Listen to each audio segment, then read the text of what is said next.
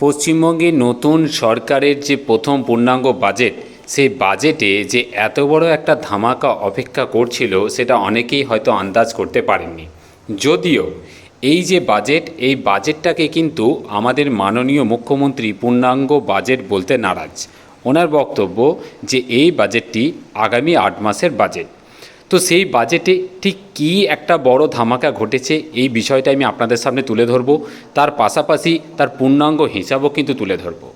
দেখুন, আপনারা সকলেই হয়তো ইতিমধ্যে জেনে গেছেন যে পশ্চিমবঙ্গ সরকার আগামী দিনে এবং 1 বছরের মধ্যে বা এই বাজেটের মধ্যে কিন্তু 1 লক্ষ শূন্য পদে নিয়োগের জন্য একটা বিশাল বড় ধামাকা কিন্তু ঘোষণা করেছে। এবং সেখানে তার থেকেও বড় একটা চমক দিয়েছে যে এই নিয়োগে মহিলাদের জন্য কিন্তু 33% আসন সংরক্ষিত করা হবে বলেও কিন্তু উল্লেখ করা হয়েছে। এবার প্রশ্নটা হলো যে এই যে মহিলাদের জন্য নতুন ভ্যাকেন্সিতে 33% আসন সংরক্ষিত হবে, তো তার হিসাবটা ঠিক কীভাবে হবে? অনেকেই হয়তো বুঝতে পারছেন না যে কীভাবে এর হিসাবটা হবে, বা টোটাল 33% যে সিট সেটি কি আলাদা করে কোনো ক্যাটেগরি তৈরি করা হবে, বা যদি আলাদা করে তৈরি না করা হয় তাহলে তার পূর্ণাঙ্গ হিসাবটাই বা কীভাবে হবে? চলুন আজকে আমি আপনাদের সামনে একদম খুব সহজ সরল ভাষায় সহজ হিসাবের মাধ্যমে এটাকে বুঝিয়ে দেওয়ার চেষ্টা করি। তো তার আগে আপনাদেরকে রিকোয়েস্ট করব, যারা এই চ্যানেলে নতুন তারা অবশ্যই চ্যানেলটিকে সাবস্ক্রাইব করবেন আর ভিডিওগুলোকে বেশি করে শেয়ার করবেন। দেখুন, আমি একটা খুব সংক্ষিপ্ত আকারে খুব সহজে একটা হিসাবের মাধ্যমে এই যে সংরক্ষণ এবং যে সংরক্ষণের হিসাব সেটাকে আপনাদের সামনে তুলে ধরার চেষ্টা করছি। তো তার আগে আমি একটা বিষয় পরিষ্কার করে দিই। দেখুন, এই বাজেটে যে মহিলাদের 33% সংরক্ষণের কথা বলা হয়েছে, সেই সংরক্ষণের কিন্তু দুটি ভাগ আছে। আমাদের মনে রাখতে হবে যে ভারতীয় সংবিধানে SC ST OBC EWS UR যে সংরক্ষণ সেটা কিন্তু ভার্টিক্যাল রিজার্ভেশন পলিসি অনুযায়ী হয়ে থাকে।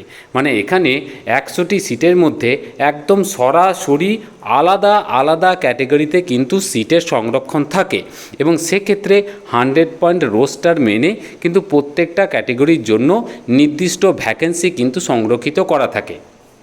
কিন্তু এক্ষেত্রে এই যে মহিলাদের 33% সংরক্ষণ সেটা কিন্তু ভার্টিক্যাল রিজার্ভেশন হবে না, সেটা হবে হরাইজন্টাল রিজার্ভেশন।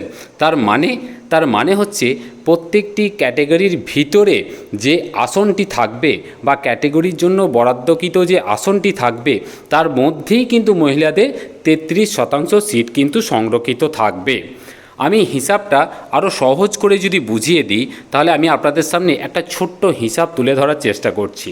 ধরুন কোনো একটা নিয়োগ প্রক্রিয়ায় মোট শূন্যপদ বেরিয়েছে 1000টি। তো সেক্ষেত্রে ভার্টিক্যাল ডিস্ট্রিবিউশনের নিয়ম অনুযায়ী এখন বর্তমানে পশ্চিমবঙ্গে যেটি চলছে আমি সেটাই দেখাচ্ছি।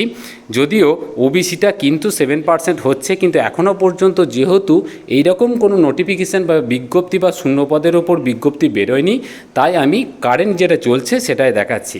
তাহলে দেখুন, 1000টি শূন্যপদ আছে। 1000টি শূন্যপদের জন্য আমরা জানি ইউআর বা আনরিজার্ভ বা জেনারেল ক্যাটেগরির জন্য কিন্তু 45% সংরক্ষিত থাকে বা 45% সিট থাকে। তাহলে 1000টির মধ্যে 45% বা 450টি সিট থাকবে কিন্তু ইউআর ক্যাটেগরির জন্য। তারপরে এসসির জন্য থাকবে 22% মানে 220টি সিট, এসটির জন্য থাকবে 6% মানে 60টি সিট, ওবিসি এ 10% মানে 100টি, ওবিসি বি 7% মানে 70টি, এবং ইডাব্লিউএসের 10% মানে 100টি। মানে টোটাল কিন্তু 100 পয়েন্ট যে রোস্টার সেটা অনুযায়ী করলে 1000টি সিট বা পদ সংখ্যা কিন্তু এই ক্যাটেগরি বা এইরকম ভার্টিক্যাল ডিস্ট্রিবিউশনে কিন্তু এইরকম হিসাবটা আসবে। এইবার এই যে হিসাব, এই হিসাবের মধ্যে যে মহিলাদের 33% সংরক্ষণ সেটা দেখুন আমি একদম পাশাপাশি দেখাচ্ছি। দেখুন, আমি প্রথমেই বলেছি যে 1000টি সিটের ভার্টিক্যাল যে ডিস্ট্রিবিউশন সেখানে জেনারেল বা ইউআর ক্যাটেগরির জন্য 45% যে রিজার্ভ সিট সেখানে সিটের সংখ্যা দাঁড়িয়েছিল 450। এবার এই 450 যে ইউআর ক্যাটেগরি সিটটা আছে, তো তার 33% সিট কিন্তু মহিলাদের জন্য সংরক্ষিত থাকবে। তাহলে 33% করলে হয় 149, মানে 149টি সিট জেনারেল ক্যাটাগরি বা ইউআর ক্যাটাগরির মধ্যে 450 সিটের মধ্যে 149টি সিট কিন্তু মহিলাদের জন্য সংরক্ষিত থাকবে। ঠিক একই রকমভাবে এসসি টোটাল সিট ছিল 1000টির মধ্যে 220টি, তার 33%, তার মানে 73টি কিন্তু মহিলাদের জন্য এসসি ক্যাটাগরির মহিলাদের জন্য সংরক্ষিত থাকবে। একইভাবে এসটির মোট সিট ছিল 60টি এবং সেক্ষেত্রে 60-এর 33%, মানে 20টি সিট কিন্তু সংরক্ষিত থাকবে এসটি মহিলাদের জন্য। এবং একইভাবে ওবিসি এর ক্ষেত্রে 33টি, ওবিসি বি এর ক্ষেত্রে 23টি এবং ইডব্লিউএস এর ক্ষেত্রে কিন্তু 33টি সিট কিন্তু সংরক্ষিত থাকবে 33% কোটা নির্ধারণ বা হরাইজন্টাল যে ডিস্ট্রিবিউশন সেটা অনুযায়ী। এবার আপনাদের মনের মধ্যে একটা প্রশ্ন আসতে পারে যে যখন নিয়োগ হবে বা প্যানেল তৈরি হবে তখন ঠিক সেটি কোন নিয়মে তৈরি হবে। দেখুন, আমি খুব সহজে ওই ওপরের যে উদাহরণ সেটার সাহায্যে বুঝিয়ে দেওয়ার চেষ্টা করছি। দেখুন, যখন স্বাভাবিক একটা মেধা তালিকা তৈরি হবে তখন শুধুমাত্র মেধার ভিত্তিতে যে ইউআর ক্যাটাগরির যে 450 জনের একটা মেধা তালিকা কিন্তু তৈরি করা হবে। তার মানে ধরুন কোনো একটা পরীক্ষা হলো এবং সেখানে আপনার রিটেন টেস্ট, ইন্টারভিউ বা সমস্ত কিছু মিলে যে মেধা তালিকা বা যে প্যানেলটি তৈরি হলো, মেরিট লিস্টটি যেটি তৈরি হলো, সেখানে কিন্তু 450 জনকে পরপর নিয়ে নেওয়া হবে। এবার আপনি মনে করুন যে এই 450 জন ইউআর ক্যাটাগরি যেটা আছে তার মধ্যে আমরা জানি যে মহিলাদের 33% নিয়মে কিন্তু 149টি মহিলাদের জন্য সংরক্ষিত সিট আছে। এবার আপনি যখন এই মেরিট লিস্টে দেখবেন যে 450-র মধ্যে 149 জন মহিলা কিন্তু ইনক্লুড হয়ে গেছে, তাহলে আর কিন্তু কোনো রকম বকেয়া সিট মহিলাদের জন্য পড়ে থাকছে না, আর হিসাবও নতুন করে কিছু হবে না। কিন্তু যদি কোনো কারণে দেখা যায় যে এই যে 450 সিট যেটা ইউআর ক্যাটাগরি ছিল সেখানে দেখা যাচ্ছে যে 350 জন পুরুষ চান্স পেয়েছে কিন্তু 100 জন মহিলা চান্স পেয়েছে, তাহলে এখানে যে হরাইজন্টাল যে রিজার্ভেশন, মানে 33% নিয়মের যে হরাইজন্টাল যে রিজার্ভেশন বা ডিস্ট্রিবিউশন, সেই অনুযায়ী 49, মানে 49 জন মহিলা ইউআর ক্যাটাগরি তারা কিন্তু চান্স পেলেন না, কারণ শুধুমাত্র 450-র মধ্যে 100 জন চান্স পেয়েছেন।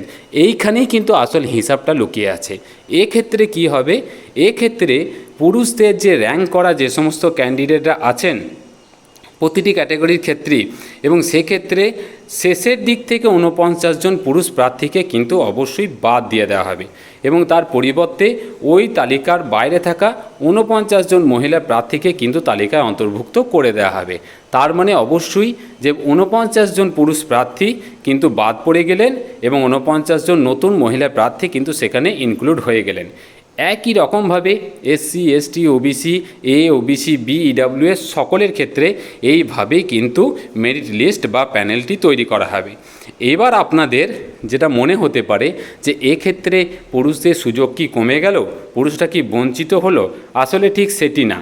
পুরুষদের সুযোগ কিন্তু এক্ষেত্রে কমে যাচ্ছে না, তবে হ্যাঁ আপনি বলতেই পারেন যে প্রয়োজনে কিন্তু শেষের দিকে কিছু পুরুষ প্রার্থীর পরিবর্তে অবশ্যই কিন্তু মহিলা প্রার্থীরা সুযোগ পাচ্ছেন, কিন্তু পুরোপুরি যে পুরুষদের সুযোগ কমে যাচ্ছে এই কথা কিন্তু বলা চলে না। তো এইটাই মোটামুটি আপডেট ছিল। আমি খুব সংক্ষেপে খুব ছোট হিসাবের মাধ্যমে সহজ সরলভাবে আমি আপনাদের সামনে বিষয়টাকে তুলে ধরার চেষ্টা করলাম। এরপরেও যদি কোনো কনফিউশন থাকে অবশ্যই কমেন্ট করে জানাবেন, আমি আপনাদের সামনে সঠিক উত্তরটি তুলে ধরার চেষ্টা করব।